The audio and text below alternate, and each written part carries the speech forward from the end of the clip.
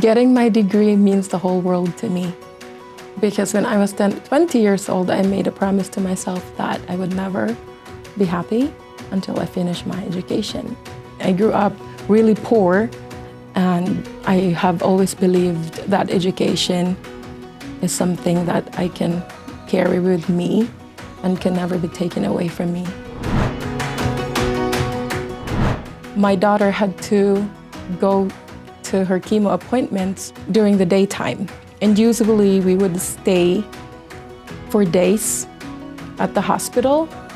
And then that allowed me to focus on my studies at nighttime because the evening program offers classes for the evening. And so I felt like it worked perfectly for my family and our needs. And everybody was also really supportive, my professors and everybody that I met, my classmates and my cohort. So I felt like I belonged finally. I started stealing books when I was 10 because there were no books where I grew up. There was a library at the high school and I found a key. And one day I had a great idea that I would steal books because no one would care. And these books were really, really old, 20-year-old copies of those big encyclopedias and very old copies of Reader's Digests. I was desperate for books. There were no children's books either growing up. And I just wanted to read. Being an immigrant myself, that's another avenue where I am passionate about. Learning about Marshallese kids in Spokane and their history, where they come from and what's happening in their island was really eye-opening for me. And also because another passion of mine is inclusion. And so I felt that I am called towards serving immigrants and refugees.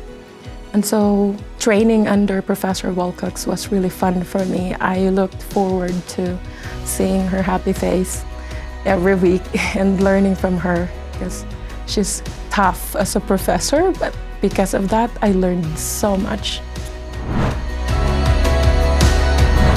Because of my degree from Whitworth University, I found a job as a reading intervention specialist.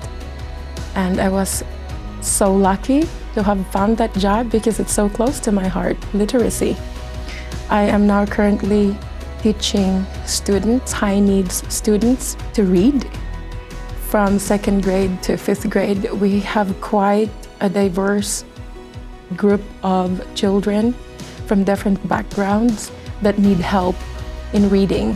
I also have other passion projects, and one of them is a literacy project that I have to send books to the Philippines to hopefully replace the ones that I stole from my elementary and high school. And I have collected hundreds of books before the pandemic. Right now, I am going back to that project, and I am currently building a website for my nonprofit organization.